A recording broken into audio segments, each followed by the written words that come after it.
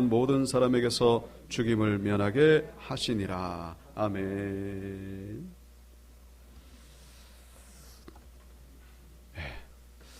오늘은 믿음으로 살아가는 신앙인 제목으로 함께 말씀을 나누겠습니다.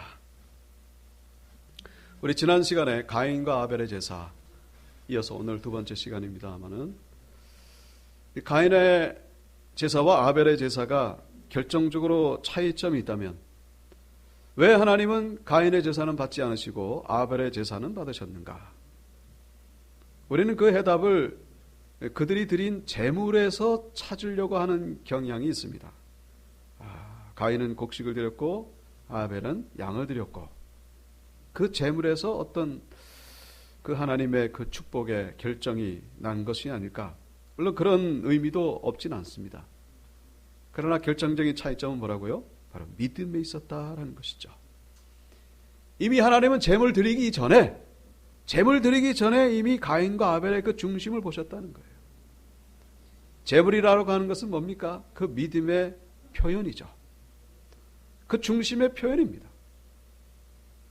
그러니까 어떨 때는 곡식을 드릴 수도 있고, 물론 곡식은 이제 그 피 없는 제사니까 부속 제사죠. 번제나 속제제나 화복제 드릴 때 같이 드리는 제사. 우리가 드리는 제물보다도는 바로 그 드리는 사람의 중심이 중요하다. 그래서 그 믿음을 하나님이 보시고서 아벨을 받으시고 또 제물을 받으셨다라고 성경은 표현하고 있죠. 제물만 받은 게 아니라 제물보다 더 중요한 것은 그 제물을 드리는 사람이다라는 거예요. 제물과 제물을 드리는 사람은 함께 가는 거예요. 따로 가는 게 아니라. 그러니까 우리가 참 현실적으로 표현할 때 교회 와가지고 그냥 헌금을 많이 드리고 그냥 후닥닥 나가고 그러면 예배를 드렸다라고 생각하는데 사실은 그렇지 않다는 것이죠. 이 가인과 아벨의 제사를 통하여 본다면 물론 예물을 헌금 많이 드리면 참 교회 입장에서는 좋죠.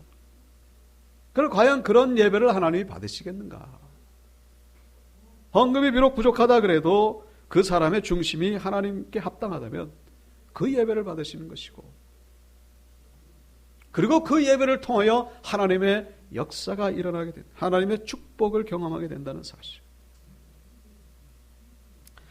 우리가 이 가인과 아벨의 제사를 통해서 우리가 한 가지 질문을 할 수 있게 됩니다. 그 질문이 뭐냐면은 이 가인과 아벨은 어떻게 이 제사가 드려졌는지 안 드려졌는지 알 수 있었을까? 하나님이 제사를 받았는지 안 받았는지 성경에는 구체적으로 나오지 않아요. 만화로 된 성경 이렇게 아이들 보는 성경에 보면요. 가인과 아벨이 제물을 드리는데 이걸 태워서 드리잖아요. 근데 아벨의 이 연기는 하늘로 쭉쭉 올라가는데 이 가인이 태워드린 연기는 쭉 올라가다가 뚝 떨어집니다. 그렇게 이제 그림으로 표현을 한 것이죠. 근데 정말로 그런 일이 있었는지 또 안 일어났는지 우리는 그건 전혀 알 수가 없죠.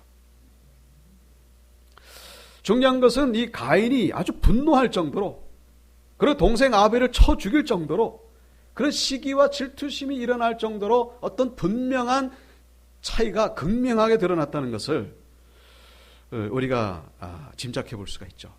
그 제사의 결과로서 어떤 상황이 완전히 달라진 거예요. 이 성경에서 제사는 세 가지 의미가 있죠. 제사를 드리는 세 가지 의미. 왜 제사를 드리죠? 첫째는 죄사함이죠. 죄사함. 죄를 사함받기 위해서. 둘째는 하나님께 감사하기 위해서. 그리고 셋째는 뭡니까? 셋째는 어떤 특별한 간구를 위해서 제사를 드리는 경우를 보게 됩니다. 회개, 감사, 그리고 특별한 간구. 사무엘상 7절에 보시면은요, 이스라엘의 왕이 나오기 전에 그 사무엘 제사장이 지도자로 있을 때, 그때 블레셋이 쳐들어옵니다. 거기가 미스바라는 곳이죠. 자, 이 블레셋이 쳐들었을 때 이건 뭐 꼼짝 못하고 당해야 될 상황인데 그때 사무엘이 뭐 합니까? 하나님 앞에 번제를 드립니다. 제사를 드렸더니 그 제사를 하나님이 받으시고 이 블레셋을 아주 보기 좋게 힘도 들이지 아니하고 물리치는 그런 모습을 우리가 보게 되죠.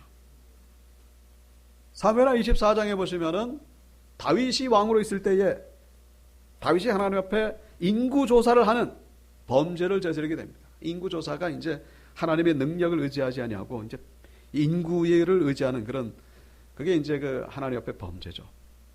그래서 하나님의 징계를 받아가지고 3일 동안에 7만 명이 죽는 그런 하나님의 심판을 받게 됩니다. 그랬을 때 다윗이 어떻게 합니까? 이번에 또 하나님 앞에 번제를 드렸더니 하나님이 그 번제를 받으시고 그 모든 재앙을 그치게 해주셨다라는 것을 성경은 우리에게 보여주고 있습니다. 특별한 간구를 위하여 제사를 잘 드리면은 이 하나님의 놀라운 능력을 우리가 경험하게 된다는 것이죠. 우리가 예배를 잘 드려야 되는 이유가 바로 여기 있습니다. 그래서 흔히 하는 말 가운데 예배 잘 드리면 수지 맞는다, 이제 그런 얘기가 있죠. 한번 따라해 보실까요? 예배 잘 드리면 수지 맞는다. 예배를 통하여 이 사무엘이 경험한 하나님의 능력, 이 다윗이 경험한 하나님의 능력, 우리도 경험하는 믿음의 백성들이 되야 된다. 예배의 결과, 잘 드리고 못 드리고, 물론 이것만을 위해서 우리가 드리는 건 아니죠. 우리가 정말로 정성으로 믿음으로 잘 드리면 하나님의 어떤 그런 놀라운 결과. 자, 그러니까 이 가인과 아벨의 제사가 성경에 구체적으로 나오진 않아요. 어떻게 하나님이 받으셨는지, 안 받았는지 잘 나오진 않지만은 짐작할 수 있다는 거죠. 성경의 여러 가지 부분을 통해 가지고, 하나님이 이 아벨을 통하여, 아벨의 제사를 통해 하나님 복을 주셨구나. 그런데 가인의 제사는 하나님이 받지 않으시고, 복이라고 하는 것은 보기 어려워. 자, 그래서 이 가인이 막 분노하고 막 아주 시기 질투에 빠져가지고 결국 나중에 이제 살인까지 이어지게 되는, 우리는 이 가인의 모습을 통해서 성경의 어떤 또 다른 인물, 아주 비슷한 상황에 놓여 있는 이 가인 같은 그런 사람, 우리가 한 사람을 떠올리게 됩니다. 그게 누구냐면은 바로 야곱의 형 에서입니다. 야곱의 형 에서. 이 에서와 오늘 본문의 가인이 참 많이 닮았다는 거예요. 무슨 얘기냐? 평상시에는 하나님에 대해서 관심도 없다가, 영적인 축복에 대해서 관심이 없다가, 정작 이 어떤 물질적인 축복이 임할 때는 그때는 그냥 온통 관심을 가지는. 우리 그 에서가 장자잖아요. 장자권이 있습니다. 그런데 다 아시겠습니다만은 사냥하고 돌아와가지고 배가 고픈데, 마침 그때 이 동생 야곱이 팥죽을 끓이고 있으니까 그 팥죽 달라고 하니까 야곱이 뭐라 그럽니까? 장자권을 내라. 그거 팔아라. 그럼 내가 이 팥죽 주겠다. 그랬더니, 아이고, 그까지 네 가져라. 그거 가져라. 그거 뭐 장자권. 그러면서 장자권을 이제 야곱에게 주고 팥죽을 하나 얻어먹는. 자, 이런 모습에 대해서 성경은 아주 어리석은, 아주 경솔한 모습이라고 성경은 기록하고 있죠. 그러다가 나중에 정작 이 장자의 축복권을 통해 가지고 복을 받아야 되는 그때가 이 이삭에게 이제 그 축복을 받죠. 이 야곱이 훔쳐 가지고 갔다는 것을 안 그때에서야 비로소 분노하게 되죠. 야곱을 죽이려고. 평소에는 관심이 없다가 정작 이 축복이 주어지는 그때가 되니까 그냥 불이 나게 찾아대는. 오늘 본문의 가인도 마찬가지라는 거예요. 아니, 가인이 그렇게 분노했다면은, 그렇게 하나님의 복에 대해서 관심이 있었다라면은, 그러면 정작 이 아벨처럼 예배를 잘 드리지. 참 이해하기 힘든 그런 가인의 모습이죠. 그렇게 하나님의 복에 대해서 관심이 있었다면은, 그러면 잘 드렸어야지. 정성을 다해서, 최선을 다해서. 근데 그렇게 농사 잘 안 될래야 안 될 수 없는 그런 상황에서 그냥 뭐 대파 한 쪼가리, 대파인지 뭔지는 모르겠습니다만 여기 분명히 가인이 드린 제물은 단수로 나와 있죠. 딸랑 하나. 아주 정성이 없는, 최선을 다하지 못하는 그런 모습. 우리가 그 흔히 하는 속담 가운데, 이게 불교적인 용어라서 좀 죄송스럽습니다만은, 연불에는 뜻이 없고 뭐에는 관심이 있다? 제밥에는 관심이 있다. 우리 신앙인들에게도 그런 모습이 있을 수 있다는 것이죠. 정말로 하나님께 대하여 우리는 관심을 가져야 되는데, 하나님을 기쁘시게 해드리고 하나님에 대하여 관심을 가져야 되는데, 하나님이 주시는 그런 어떤 떡고물, 이런 데에만 관심을 가지는, 가인과 같은 모습, 에서와 같은 모습. 정말로 우리의 관심, 최고의 관심은 어디에 있습니까? 하나님이 주시는, 내려주시는 그 어떤 복이 아니라 우리의 최고의 관심은 하나님께 두는 자들이 되어야 된다는 것이죠. 하나님이 최고의 감사의 조건이 됩니다. 하나님으로 인하여 만족하고 하나님으로 인하여 기뻐하고. 우리가 추수감사주일, 맥주감사주일, 우리는 무엇 때문에 감사합니까? 우리에게 베푸신 은혜 때문에. 그것도 있죠. 최고의 감사의 조건은 뭐예요? 하나님이라는 거예요. 하나님. 내 상황 어떻든지 간에 상대적으로 평가해보면요, 뭐 나보다 잘 사는 사람 많잖아요. 나보다 좋은 환경에 있는 사람 많고, 그런 거 따지면요 끝도 없죠. 감사의 이유는 오직 한 가지, 하나님으로 인하여 감사하는 자들이 되어야 된다는 거예요. 그게 뭐라고요? 믿음으로 살아가는 신앙입니다. 하나님으로 인하여 감사할 때 우리는 모든 상황 속에서 감사할 수 있는 자들이 된다는 거예요. 질병 가운데 있더라도, 가난함 속에 있더라도.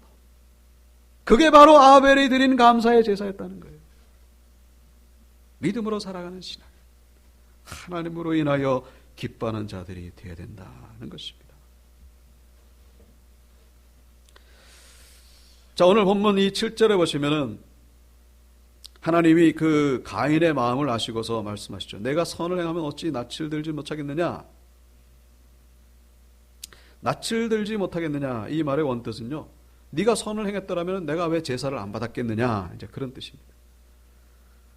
그래서 선을 행하지 아니하면 죄가 문에 엎드려 있느니라. 죄가 너를 원하나 너는 죄를 다스릴지니라. 이 가인의 지금 마음 상태를 알고 계신 거예요. 울그락불그락 그 동생에 대한 미움, 나중에는 뭐 죽이고 싶은 마음, 이것까지 다 알고 계신 것이죠. 그래서 너는 죄를 다스려라, 그렇게 말씀하십니다. 여기 죄가 문에 엎드려 있느니라, 이거는 이제 그 뭡니까? 여러분 그 동물의 왕국 보시면은 그 사자나 표범이 그 초식동물 잡아먹기 위해 가지고 이렇게 몸을 웅크리고 있는 바로 그 모습입니다. 엎드려 있느니라, 웅크려 있느니라. 이 공격하기 위해서 아주 그냥 만반의 준비 태세를 갖추고 있는 그런 모습. 딱 타이밍을 맞추면은 총알처럼 튀어나가는. 우리가 선을 행하지 않으면은 바로 이런 모습이 된다는 거예요. 이런 상황이 된다는 거예요. 죄가 우리 앞에 다가와 가지고 우리를 잡아먹기 위해서 웅크리고 있다. 맹수처럼. 그래서 하나님이 말씀하시죠. 너는 죄를 다스릴지니라. 자, 여기에 대해서 가인은 아무 대답이 없습니다. 이 가인의 마음을 이미 아시고서 하나님 말씀하셨음에도 불구하고 아무 대답이 없어요. 여기 뒤에 가보면 무슨 대답이 있습니다만은 가인의 죄를 다스리라는 이 하나님의 음성에 가인이 전혀 무슨 대답도 없어요. 말대꾸 이런 방구도 없어요. 이미 그 마음속에 계획을 가지고 있다는 얘기죠. 다시 말씀드리면 죄에 완전히 사로잡혔다는 것을 우리에게 보여주고 있습니다. 여러분, 이 죄가 문 앞에 엎드려 있을 때 대부분의 경우는요, 이게 피하기가 어렵습니다. 죄의 소욕이 우리 앞에 다가왔을 때 거기서 도망칠 수 있는 사람은요 거의 없어요. 그냥 사로잡히죠. 이미 끝난 거예요. 게임이 끝났다라고 우리는 봐도 과언이 아닙니다. 죄를 이겨낸다, 이게 참 쉽지 않습니다. 죄를 다스린다, 이게 참 쉽지가 않은 거예요. 죄의 유혹, 그게 나쁘다는 거 알죠? 근데 이제 이것에 더 잠식되면은요, 그게 나쁜 거라는 것조차도 잃어버리죠. 그래서 이 하나님이 주신 말씀, 죄를 다스리라, 이거는 우리가 이 죄가 문 앞에 엎드리지 않는 상황으로 우리는 살아가야 됨을 말씀하고 있다는 것이죠. 그러니까 그런 상황을 만드는 것 결국 나에게 책임이 있다는 거예요. 성경은 뭐라고 말씀하십니까? 악은 어떤 모양이라도 버리라. 어떤 모양이라도 버리라. 그 곁에 가지를 마라, 그 얘기죠. 사단은 대적하고 뭐예요? 마귀는 대적하고 죄와 악은 피하라고 말씀하고 있습니다. 피해. 죄와 맞서 싸워 이긴다? 여러분, 물론 주의 보혈로 우리가 이길 수 있죠. 어떤 상황에 닥쳤을 때에 이길 수 있습니다만 죄의 유혹을 이겨내기는 힘든 거예요. 그런 상황으로 만들지 않도록 우리는 그런 은혜로운 상황으로 만들어가야 된다는 것을 이 말씀을 통하여 우리가 기억해야 된다는 것이죠. 마치 입 안에다가 머리를 집어넣고 사자에게 물리지 않게 해달라고 기도하는 그런 경우와 지금 가인의 경우가 너무나 유사하다는 사실. 사자 입에다가 머리를 집어넣지 않는 것이 그게 최고의 지혜로운 행동이라는 사실. 우리는 죄를 다스릴 힘이 없어요. 오직 우리가 할 수 있는 건 뭡니까? 믿음으로 사는 길밖에 없다는 것이죠. 매사에 믿음으로 사는 거예요. 그래서 우리는 열심히 예배드리는 것이고, 열심히 기도하고, 열심히 찬송하고, 열심히 말씀드리고, 만약에 그렇게 안 하면 어떻게 되는 거예요? 그럼 죄가 문 앞에 엎드릴 수 있는 그런 상황으로 나아갈 수 있게 된다는 사실을 우리가 기억하셔야 된다는 것이죠. 죄를 이길 수 있는 것은 오직 믿음밖에 없다는 것입니다. 믿음으로 살아가야 되는 이유가 바로 여기에 있습니다. 죄를 이겨낼 수 있는 길이 바로 그거밖에 없기 때문에 오늘도 우리가 수예배 드리지 않습니까? 이 수예배 드리는 것과 안 드리는 것은 그렇게 차이가 나는 거예요. 수예배 드릴 때에 성령께서 우리를 도와주시고, 여러분 죄의 결과는요 비참합니다. 지금 당장은 우리가 눈에 안 보이지만 너무나 비참한 거예요. 가인이 결국 하나님 앞에 버림받은 자가 되잖아요. 이때 그냥 하나님의 음성 듣고서 하나님 나를 도와달라고 그랬다면 얼마나 좋았겠습니까? 자, 그래서 가인이 그의 아우 아벨에게 말하고 8절 그들이 들어있을 때에 가인이 그의 아우 아벨을 쳐 죽였다라고 기록하고 있죠. 죄가 장성한 즉 사망을 낳느니라. 죄는요, 이게 어떤 그 생물체와 같아요. 점점 자랍니다. 처음에는 미움으로 시작됐다가 질투로 시작됐다가 이것을 빨리 나와서 하나님 앞에 정리하지 않으면요, 이 결국 살인으로까지 이어지게 됨을 가인의 경우를 통해 우리에게 보여주고 있습니다. 죄는 자라는 거예요. 빨리 하나님 앞에 나와 회개해야 돼요. 그래서 우리가 참 이 교회를 가까이 해야 되는 이유가 바로 여기 있죠. 회개할 기회가 많아지는 거예요. 그러니까 죄를 처리하지 않으면 이 지경까지 나가게 된다는 것이죠.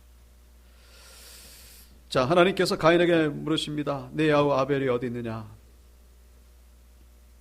그랬더니 가인이 아주 시치미를 떼면서 내가 알지 못합니다. 내가 내 아우를 지키는 자니까. 자, 이 성경에 나오는 하나님의 3대 질문 가운데 하나죠. 성경에 나오는 하나님의 3대 질문. 첫 번째 뭡니까? 내가 어디 있느냐? 언제 물으셨죠? 아담과 하와가 선악과 범죄 이후에 두려워서 숨었을 때 네가 어디 있느냐? 하나님 앞에서 영적인 주소를 우리에게 물어보고 계시죠. 너의 지금 영적인 현주소가 어디 있느냐? 너 지금 어떤 상태냐? 이제 그런 얘기죠. 믿지 않는 자들에게도 주시는 말씀이죠. 너 지금 뭐 하고 있느냐? 둘째 뭡니까? 오늘 본문이죠. 내 아우가 어디 있느냐? 이 뭡니까? 바로 이웃과의 관계를 물어보십니다. 이웃과의 관계가 어떤 상태냐? 그리고 세 번째, 내가 나를 사랑하느냐? 언제 질문하셨죠? 주님이 부활하셔서 베드로에게 찾아오셨을 때 내가 나를 사랑하느냐? 자, 이 주님 하나님이 우리에게 물어보시는 세 가지 질문. 여기서 첫 번째는 하나님과의 관계고, 두 번째 질문은 이웃과의 관계죠. 세 번째 질문은 뭡니까? 이 모든 것을 합한 의미의 질문이라고 말할 수 있습니다. 네가 나를 사랑하느냐? 그 다음에 이어지는 주님의 말씀이 뭐였죠? 베드로에게 내 양을 치라.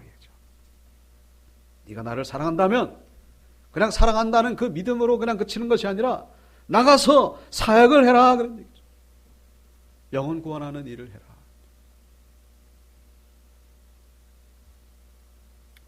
여러분, 우리가 참 이 온전한 믿음이라고 하는 것, 교회 안에서만 지켜지는 믿음이 아니라 우리 삶 속에서 실천되어지는 믿음이라는 사실, 우리 모든 이웃과의 관계 속에서 행해지는 믿음이라는 사실, 우리가 잊지 말아야 된다는 것입니다. 마태복음 5장에 나오는 말씀이죠. 예물을 제단에 드리려다가 형제에게 원망 들을 만한 일이 있거든 예물을 제단 앞에 두고 먼저 가서 형제와 화목하고 그 후에 와서 예물을 드리라. 자, 형제와 어떤 그 관계가 좋지 않은 그 상황 속에서 드려지는 예배, 그거 하나님이 받기가 어렵다는 것이죠. 예배를 드리면서도 누군가를 계속 미워하고 있어요. 늘 불편한 관계 속에 있어요. 물론 내가 참 그 사람이 잘못한 것일 수도 있고 내가 뭐 실수한 것일 수도 있습니다만, 이웃과의 관계가 정상이 안 된 상태에서 드려지는 예배, 좀 과하게 표현한다면 오늘 본문에 나오는 가인의 제사와 유사하다는 사실을 우리가 잊지 말아야 된다는 것이죠. 내 아우가 어디 있느냐, 내 형제, 내 이웃이 어디 있느냐. 우리의 믿음은 교회에서만 보여지는 믿음이 아니라 우리 삶의 현장에서 보여지는 믿음이 될 때에 그 믿음을 하나님이 기뻐하신다. 왜요? 하나님은 모든 사람들에게 하나님이시기 때문에. 우리 신앙인들의 하나님만이 아니라 믿지 않는 사람들, 모든 사람들과의 하나님이심을 우리가 잊지 말아야 되는 거예요. 그래서 세상 속에 소금과 빛이 되라는, 우리는 정말로 이 시대에 불을 밝혀주는, 길을 제시해주는 그런 예언자들과 같은, 선지자와 같은 교인들이 되어야 된다는 사실, 그 사명이 우리에게 있다는 사실 잊지 마셔야 된다는 거예요. 그런 모습으로 드릴 때에 우리의 삶 속에서, 이웃과의 관계 속에서 최선을 다해서, 뭐 완전할 수는 없죠. 그런 삶 속에서 드려지는 예배, 그런 예배가 아벨의 제사요, 바로 믿음의 제사라는 사실 우리에게 말씀해 주고 있습니다. 자, 계속해서 여기 10절, 내가 무엇을 하느냐, 내 아우의 핏소리가 땅에서부터 내게 호소하느니라. 땅이 그 입을 벌려 내 손에서부터 내 아우의 피를 받았은즉 내가 땅에서 저주를 받으리니 내가 밭을 갈아도 땅이 다시는 그 효력을 내게 주지 아니할 것이요 너는 땅에서 피하며 요리하는 자가 되리라. 가인이 여호와께 아뢰되 내 재벌이 지기가 너무 무거우니이다.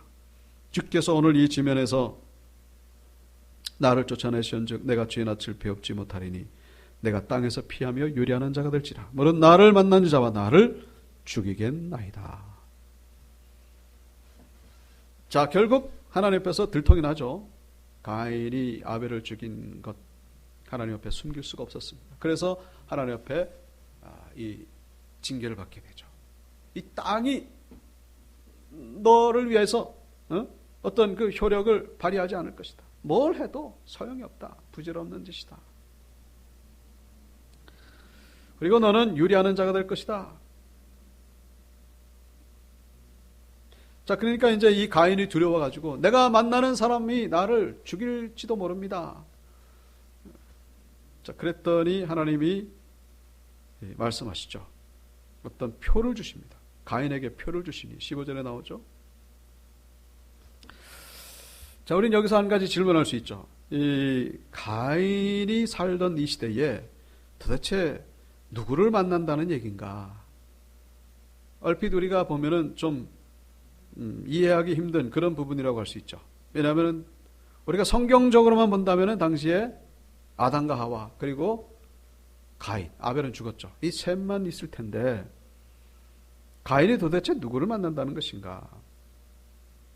이 부분에 대해서 질문을 많이 합니다. 특별히 그 청소년들이나 청년들이 이게 성경이 잘못된 거 아니냐? 자, 그런데 이거 5장에 가보시면은 그 아담이 몇 살까지 삽니까? 930세를 사는 동안에 계속해서 자녀를 낳았다라고 그렇게 기록하고 있죠. 자, 근데 이 아담만 자녀를 낳는 것이 아니라 아담이 낳은 자녀들도 또 자녀를 낳습니다. 그 자녀들도 수백 년, 뭐 800년, 900년 살면서 이렇게 자녀를 낳죠. 그렇게 하면은 인구 증가는요, 그야말로 기하급수적으로 늘어나게 된다는 것을 우리 상식적으로 알 수가 있죠. 자, 그러니까 이 성경, 우리가 한 가지 아셔야 될 것은 성경에 나오는 인물들은 뭐예요? 다 이 구속사적인 차원에서 필요한 인물들만 등장한다는 사실. 성경에 나오는 인물을 다 기록한 것이 아니라 하나님의 구원사의 그 메시지를 전해주기 위해서만 등장하는 인물들. 이단 신천지 같은 경우는 이 아담 때 아담이 첫사람이 아니고 이미 여러 사람이 있는데 그 가운데에 아담이 선택받아서 그렇게 사역을 했다. 뭐 그러면서 심지어는 그 인류의 조상이 유인원에서부터 사람이 나왔다라고 그렇게 참 말도 안 되는 기가 막히는, 전혀 성경적이지 않죠. 우리는 상식적으로라도 이 인구가 얼마나 급속하게 성장하는지를 알 수가 있죠. 그러니까 이 가인 때에도 이미 첫사람은 아담이죠. 아담인데 이 가인 때에도 이미 여러 형제들이 있었다는 것을 우리가 짐작할 수가 있는 거예요. 그리고 또 인구가 금방, 그래서 창조과학자들의 설명에 의하면은 아담이 죽을 때의 당시 934를 살면서 그때 당시의 인구는 적어도 10억은 넘었을 것이다. 여러분, 지금 세계 인구가 78억입니다. 근데 1960년도에 얼마인지 아십니까? 그때가 30억이었어요. 그러니까 60년 만에 이 30억이 80억으로 늘어난 거예요. 그럼 그 전에는 얼마였을까요?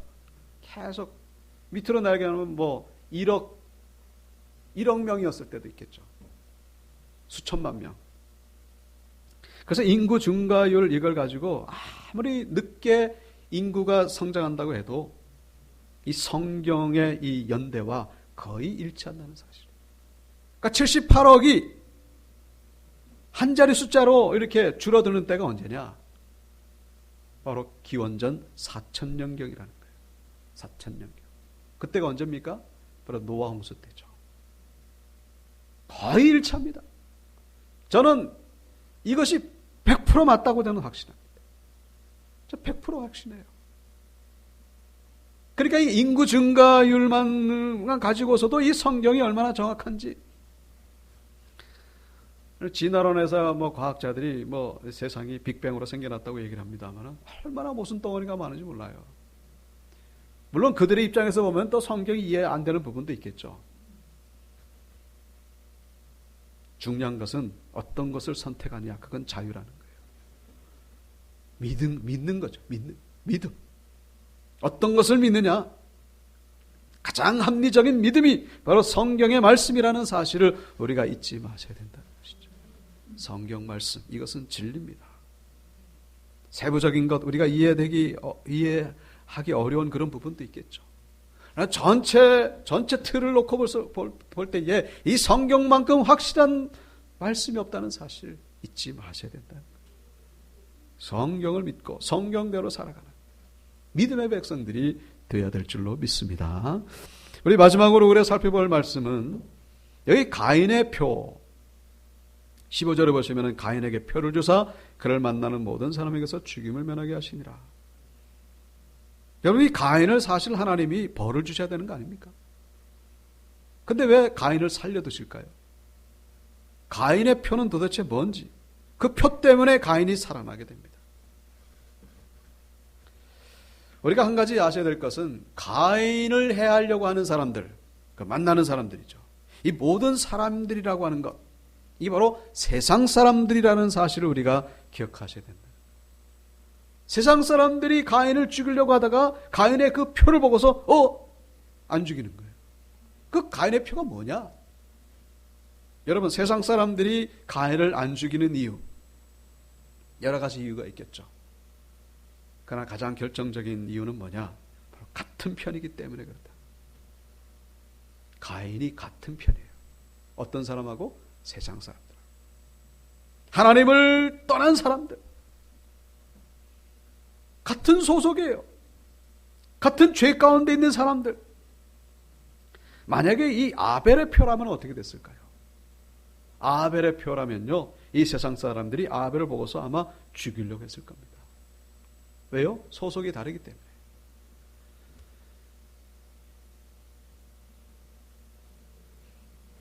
여러분, 우리는 결국 가인은 이 세상 사람들에게서는 살아났을지 몰라도 그 나중에 여기 16절에 보면은 하나님 앞을 떠나서 그 성을 쌓잖아요. 그 성의 이름은 에녹성. 근데 그 에녹성을 살면서 잘 먹고 잘 사는 것 같아요. 결국 어떻게 됩니까? 노아 홍수 때 흔적도 없이 멸망하게 되는 것을 볼 수가 있죠. 무슨 얘기입니까? 지금 당장에는 잘 사는 것 같은데 결국 하나님의 심판은 여지없이 임하게 된다. 이 가인에게 표를 줬다는 것은 하나님이 가인을 보호하셨다 그런 의미가 아니라 네 마음대로 살아라 그런 얘기예요. 이제 너는 내게서 떠나갔다 그런 얘기죠. 나는 너를 버렸다는 것입니다. 여러분, 그것이 처음에는 참 좋아 보입니다. 하나님 간섭 없이, 하나님 이래라 저래라 그거 없이 마음대로 살아가는 것처럼 좋아 보입니다. 그것이 결국 저주라는 사실, 형벌이라는 사실. 로마서에서 그렇게 말씀하고 있죠. 하나님 앞에서 범죄하는 자들 어떻게 한다고요? 하나님 두기를 싫어하며 하나님께서 그들을 그 상실한 마음대로 어떻게 해요? 내버려 두사. 하나님의 유기라는 그런 단어를 쓰죠. 간섭 안 하겠다. 네 마음대로 살아라. 그런 얘기예요. 그게 참 좋아 보이죠? 그것이 얼마나 무서운 저주라는 사실. 믿음으로 사는 사람들은 어떤 사람들입니까? 하나님의 인도하심과 플러스 뭐예요? 하나님의 간섭하심을 받는 사람들이라는 사실을 잊지 마셔야 된다. 믿음으로 사는 사람들은 하나님의 간섭을 받게 돼 있어요. 지팡이와 막대기로 우리를 인도하신다고 했잖아요. 잘못된 길을 갈 때에 하나님이 사인을 주십니다. 그 사인이 없다는 것이 문제라는 거예요. 조금이라도 징계를 주시면 바로 살아갈 텐데 그게 없으니까 막 살아가는 겁니다. 나중에는 멸망으로 나아가게 된다는 사실. 가인이 지금 사는 것 같지만요, 이게 얼마나 무서운 형벌인지 에녹성이 노아 홍수로 멸망할 때 아마 그때서야 알게 됐을 겁니다. 믿음으로 사는 자들은 하나님의 간섭하심을 받는다는 사실. 그 간섭하심에 대해서 감사해야 됩니다. 하나님 우리에게 강대상을 메시지를 통하여 우리에게 말씀해 주시고 사건을 통하여 우리에게 말씀해 주십니다. 그것이 얼마나 놀라운 은혜인지를, 그것이 얼마나 감사의 이유인지를 우리가 잊지 말아야 됩니다. 우리를 살리시기 위해서. 믿음으로 사는 자들은 하나님의 간섭하심을 받게 된다. 성령의 인도하심을 받는 것이죠. 말씀을 마치겠습니다. 우리는 믿음으로 살아가는 신앙인들입니다. 그래서 믿음으로 살아가는 자들은 하나님으로 인하여 기뻐하고 우리 세상 속에서도 우리 믿음을 실천하시고 무엇보다도 성령의 인도함을 받는 삶이라는 것 기억하시고, 여러분, 이 세상에서는 우리는 핍박을 받을 수 있어요. 하나님께는 축복을 받을 수 있지만 세상에는 핍박을 받을 수 있어요. 그럼에도 불구하고 우리는 믿음으로 사는 자들 되셔서 최후의